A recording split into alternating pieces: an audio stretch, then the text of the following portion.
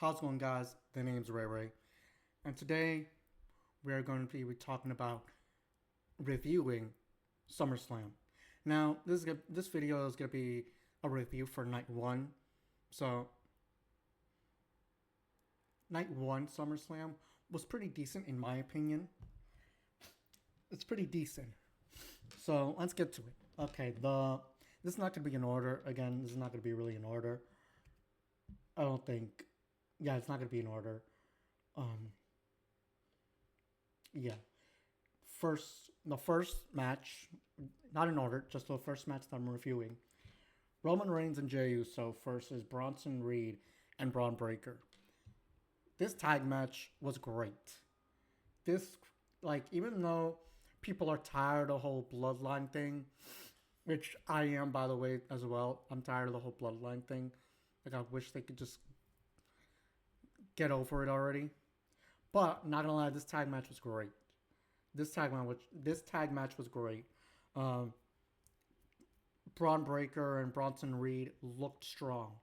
They looked strong. Jey Uso and Roman Reigns looked good. They have good chemistry.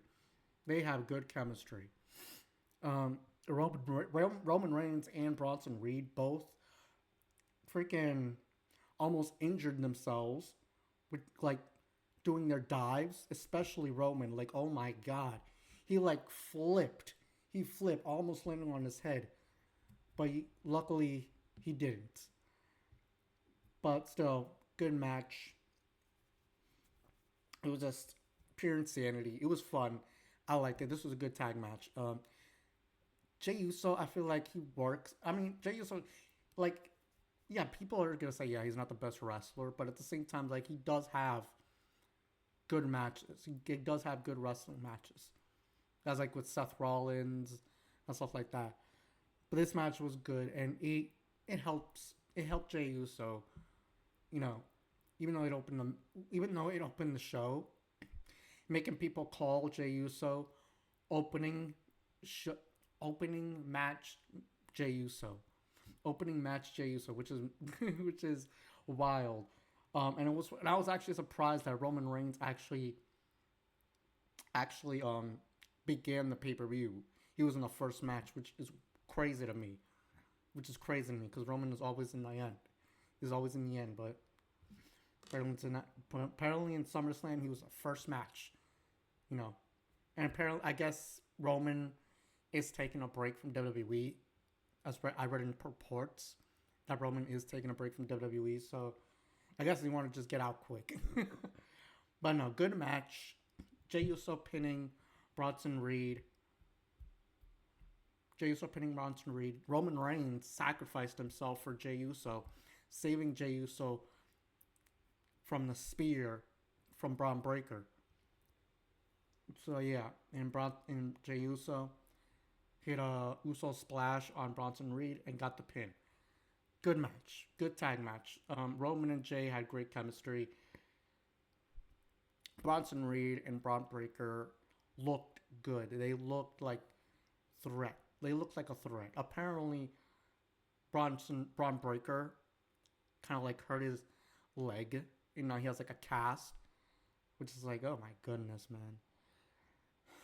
Seth Rollins' faction, they still need to work on it, but it's not good that half of the faction keeps getting injured. My goodness, it's not a good look. But anyway, it's still a good match.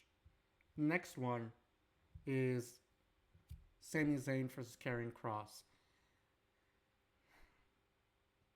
This Sami Zayn and Karrion Kross, that was a Raw match. It's such a Raw match. That's what it was. It was really nothing. And the fact that they still had Karrion Kross lose clean to Sami Zayn is just damn. I'm not gonna lie. I get that this is supposed to be Sami Zayn story of finally winning the big one against Seth Rollins. That's the whole plan and stuff like that. But I don't know. Karrion Kross losing again cleanly. I don't know. It ain't looking good. It ain't looking good for Karrion Kross. Apparently his contract is coming up. I don't know. Yeah, but the match itself, it was a TV match. It was a TV match. It was like that match could have easily just been on Raw, and it would have not made a difference. It could have been on a random episode of Raw, and it wouldn't have made a difference. Anyway, Sami Zayn won the match. Um, but yeah, and then next one, Raquel Rodriguez and Roxanne Perez versus Alexa Bliss and Charlotte Flair. Which again, I'm surprised Charlotte Flair is in a tag team match for the tag team titles, women's tag team titles, and not in the main event or not in the world title picture. I'm surprised by that. And guess what? People are actually cheering her for that. Like, like exactly, people are actually cheering her for that because she's not shoved into a main event every single time. Like, which is good. Anyways, this match was really good.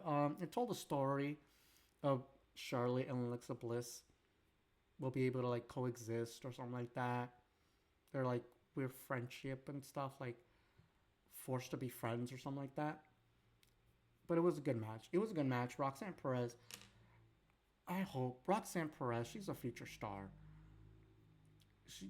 She's a future star. Roxanne Perez. So I hope that she gets out of the Judgment Day thing, the whole Judgment Day vortex. Actually, the camera's shaking. I hope she gets out of the whole Judgment Day vortex um, soon, and she's able to go in a singles run and stuff. I don't know. Whole Judgment Day thing, man. It's been. I don't understand how it's still a thing. I loved the Judgment Day for the first like 3 years, especially when they had all the titles. Like it was fun. It was cool. I loved the Judgment Day, but nowadays it's just like, what are we doing with the Judgment Day? Just get it over with already. Anyways, it was a good match. Uh, Charlotte Flair and Alexa Bliss beat Roxanne Perez and Raquel Rodriguez and won the women's tag team championships. It's a pretty good match. It was a pretty good match. It was a really good match. And it told a good story about Alexa Bliss and Charlotte Flair's friendship. And people were actually cheering for Charlotte Flair because she wasn't shoved in a world title match. Okay, next one. Randy Orton and Jelly Roll versus Logan Paul and Drew McIntyre. This match was just a way to like, I can't say it on YouTube, but like a way to like just promote Jelly Roll, and that's it. Like WWE loves them some Jelly Roll apparently. They love themselves some celebrities apparently. Like like Logan Paul, even though yeah, I don't like Logan Paul, but I'll give him props for like doing some good spots and doing some like good moves and stuff. Randy Orton and Drew McIntyre, they were good, obviously. But, like this match was so just like, hey, look at Jelly Roll, look at Jelly Roll, hey, look at Jelly Roll. That was all it. That was it. That was all the match was. Hey, look at Jelly Roll. He's in this match. Look at Jelly Roll, and that's it. I was impressed with Jelly Roll taking that frog splash on the announce table, but it's like that's the only impressive thing he did was take that bump. Everything else, he barely did anything. Jelly Roll barely did any moves. Like what he did, he did a power slam, clotheslines, power slams, a black hole slam that Abyss does. But it's like that was it. That was it. That's all it was. And that was it. Thankfully, thankfully, Drew and Logan, even though I don't like Logan Paul, and it's crazy for me to say this, but I'm glad that Logan Paul and Drew McIntyre won the match because like it would not have been like it would have been like what if like if Jelly Roll was able to beat Logan Paul or Drew McIntyre because like no, that is not possible. It's like Like it sucks that like hopefully after having a match with a celebrity, hopefully Drew McIntyre gets to gets a push, but I doubt that. This is for Jelly Roll and Logan Paul. This what this match was for, and that's it. Yeah, I feel bad for Drew, bro. Like Drew McIntyre, he could have been a star, but oh well. Yeah, and Jelly Roll, like a power slam, like that's all he did was body slam, clothesline, and a black hole slam, and that's it. And that was it. And that's it. Like when you look at it, that's all he did. So it's like I don't know what's with WWE and celebrities. They love them some celebrities. I don't know. I don't know. This was an okay match, even though this match was just a whole look at Jelly Roll, look at Jelly Roll. It's like come on now. Anyways, the next match was Tiffany Stratton versus Jade Cargill 1-on-1 for the women's world title. Right? For the women's championship, my fault. For the women's championship. Um this match it felt like a training match in a sense where like in any other Raw or SmackDown show, it would be good. It would be like, oh snap, okay, they did good. Like I don't think the botches were that noticeable. The botches were not that noticeable. They weren't. The botches were not that noticeable. They did good in my opinion. It was a pretty good match. It sucks that yeah, it was only 7 minutes, which is a bit suspicious. Like what? Why are you giving them 7 minutes? But yeah, and it's also kind of disappointing that like, in my opinion, I wish they could have given the title to Jade Cargill, and then have like Tiffany and Jade, like the two future top women in the women's division. They're two future stars in the women's division. I wish they could have like gave Jade Cargill the title and have them go back and forth with it and stuff. Even though I know people don't like that, I personally think it would have been a test run, good test run for them. But yeah, this match kind of felt like a training match, where if you'd see it in a like if you see it in like a NXT, Raw, SmackDown, or they recorded this match from like on a performance center, you would think, oh man, those two are good. They're ready for the main roster. But for a SummerSlam, yeah, it's not that good. It was not that good. And it is kind of messed up that Jade Cargill lost to one moonsault. Like, come on now. Um, but yeah, I feel like Jade Cargill should have won. And I liked her outfit. I loved Jade Cargill's outfit. Well, Jamaican outfit she had on, I loved that. That was looked cool. And also another thing, Tiffany Stratton's whole title reign has not been good. It's been very lackluster. I'm not caring about it. I'm not caring about it. Like I've missed so many moments of like I'm currently I'm watching WWE, but it's like I don't care if I miss a moment from like Tiffany Stratton's title reign. It's like I don't care. She was better as a heel, in my opinion. But the fact they took her as a babyface, like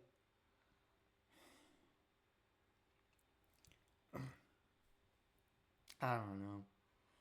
Not a fan. Not a fan. They still did pretty good. Even if it was just a training match, it was a good training match. But yeah, Jade Cargill should definitely won in my opinion. She's a star in the making. Jade Cargill, she's a star in the making. And apparently in the news, in the wrestling news, they've said like WWE doesn't see her as a big star anymore, which I hope it's false. I'm hoping it's false. Cause it's like, come on now. First Carmelo Hayes, and then you're gonna be Jade Cargill. First Carmelo and then Jade. Yeah, then I'm gonna be suspicious. Then I'm gonna be more suspicious of those allegations. Come on now. Okay, next match. This was the main event. Now this is the main event. Gunther and CM Punk one on one for the World Heavyweight Championship. This match was great. Some people are saying that it was slow, it was dull, it was slow, and like, stop, stop. People are way some. I love AEW, by the way, but people are way too comfortable. No, not are way too used to like just seeing flips all over the place. Like, not every match, not every good match has to have like flips and tricks and shit like that. In my opinion, and I like AEW, but it's like, come on now. This is a good match. This was a good technical match. That's what it was. It was a good technical match. Great match. I was actually surprised when they had like Gunther start bleeding. I was surprised by that because I didn't think they were going to have them bleed. But no, I actually enjoyed it. Gunther's whole title thing. I'm not even gonna lie to you. I think WWE kind of ruined Gunther, making him tap out so quickly at WrestleMania to Jey Uso, to a point where like now people keep chanting "you tapped out," which I understand. It's a whole heel thing. It's supposed to be like heel thing, heel heat and shit like that. But I don't know. I don't know. Anyways, I hope Gunther after this, I hope Gunther like does better things. I hope they don't just give up on him immediately. Okay, but anyways, okay, match was amazing in my opinion. It was great. It was amazing. Great technical wrestling. CM Punk hit two GTSs, two go to sleeps to Gunther to get the win. 1, 2, 3, winner. New World Heavyweight Champion CM Punk, and everybody was happy. I was happy for CM Punk finally won the big one. But then Seth Rollins, who we all thought was injured, had a leg injury, had some crutches and stuff like that. Apparently, it was all false. It was all false. Yeah, he came out of the stage, he came out. Oh, sorry, I just hit the table. He came out, dropped his crutches, and just started like walking all the way to the ring. Again, I gotta point this out in the fact that like, why didn't CM Punk just run away? Why didn't he just run? Like, come on now. In logical thinking, if someone with the money in the bank, if someone with the money in the bank briefcase is running toward the ring, and you're in the ring as the world champion, the smart thing to do is probably run out of there. That's a smart thing to do, but apparently, I don't know. I don't know. Anyways, Seth Rollins entered the ring, hit CM Punk so many times with the briefcase, hit a curb stop, and 1, 2, 3, Seth Rollins is your new World Heavyweight Champion. Cashed in his briefcase, new World Heavyweight Champion. I keep hitting the table. Stop. Sorry. Anyways, I don't know. Like, this rivalry, this whole CM Punk, Seth Rollins rivalry, I'm not going to lie to you. It was exciting, and like, everybody was so excited, including myself, about the whole like Seth Rollins and Punk feud that was gonna happen. But it's like, at the same time, it's like WWE is like they always do with these types of things, where they have like one rivalry that people are excited for and that it's great, and then they just overdo it. They did that with Liv Morgan and Rhea Ripley, Brock Lesnar and Roman Reigns, Randy Orton and John Cena, where they find two people that click as a rivalry, and then they just run it through the ground.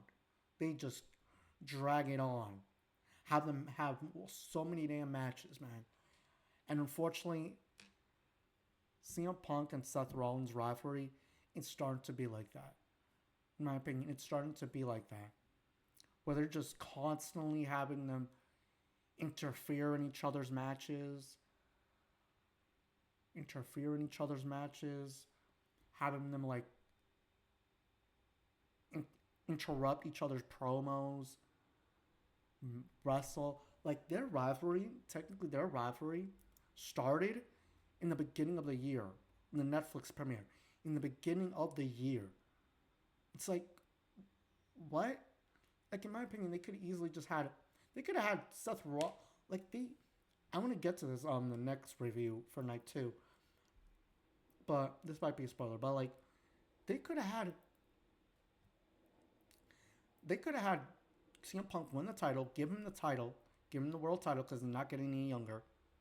All right, give CM Punk the world title, and then have CM Punk and Gunther feud for the rest of the summer.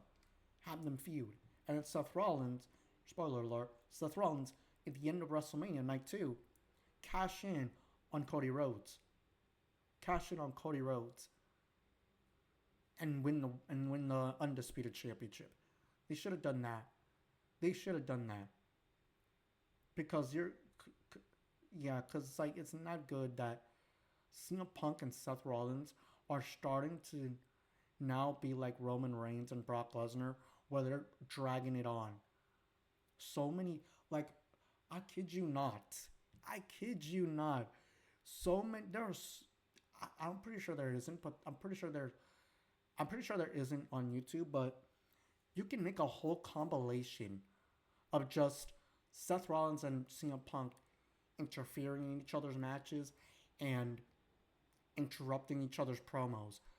You can just make a whole compilation of that on YouTube. Like, it's starting to get tiring. And now it's not the whole like, oh, I have a low attention span. You know, wrestling fans have a low attention span. This time it's not. It's not. It's like genuinely they are dragging it on. Like, and that's what WWE does. Every time every time they have like a good rivalry. I'm surprised they didn't do it with Drew McIntyre and CM Punk. But every time they have like a good rivalry that everybody's excited for, they start dragging it out. Start dragging it out. They start dragging it out. Okay, let's do it another match. I'll do another match. Do another match. I'm surprised Roman Reigns and Cody Rhodes only have 2 matches with each other. I'm surprised by that. I'm surprised that Cody and Reigns only have 2 matches with each other. But it's like, gosh, it's like, and apparently, Cody Rhodes, no, not Cody Rhodes. Apparently Seth Rollins and CM Punk. This is pretty much it. CM Punk and Rollins are going to be the 2 faces of Raw. The whole Raw as a whole is going to be fully revolved around Seth Rollins and CM Punk. And that's it. I don't know. I didn't see Seth Rollins' faction. It's like, it's not working out. Bronson Reed and Braun Breaker, yes, they looked good in the tag match. They looked intimidating. They looked great in the tag match. But at the same time, with the faction, they're starting to look like bodyguards to Seth Rollins, which is not good. It was different when it was a bloodline. That was a family. They all were like, it was like a mob type of thing, where they all equal, all family, all yada yada, all that stuff. But with Seth Rollins' faction, it feels like it's just Seth Rollins with bodyguards. That's it. And it's like, yeah, we'll see. I don't know. Hopefully it gets good. Hopefully it gets better. So yeah, I guess from now on, Seth Rollins. I mean, they've been doing it from the beginning of of the Raw Netflix premiere. Seth Rollins and CM Punk are going to be the faces of Monday Night Raw, and Raw is going to be revolved around those 2. I'm hoping they don't do so many matches between those 2, but I expect a lot of interferences.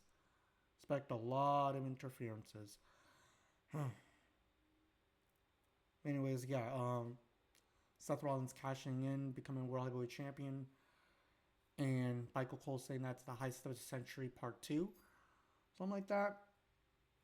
It was a heist of the century, or he said something else, but I don't know. It's heist of the century part 2. But at the end of the day, at least it was still a good match. It was still a good match. Gunther versus Punk was an amazing match, great match. In my opinion, one of the matches of the year, in my opinion. Um, and Rollins cashing in. Like, I like Seth Rollins. That's the thing. I like Seth Rollins, and I'm glad he's world champion. But they really do need to work on Seth Rollins' this whole thing, his whole gimmick, his whole faction. It's like they gotta work on it, man. It's not going so good right now. But whatever. Anyways, SummerSlam night one was it was all right. It was all right. That's what I will say. It was all right. Nothing too boring. Nothing too bad. Like Jade Cargill and Tiffany Stratton, and then the Jelly Roll tag team match. Those two were like meh. Okay. Those two were more like meh. Okay. As well as Karrion Kross and Sami Zayn. Those three matches were like okay, whatever.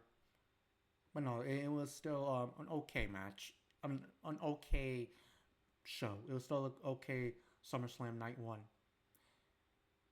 Anyways, yeah.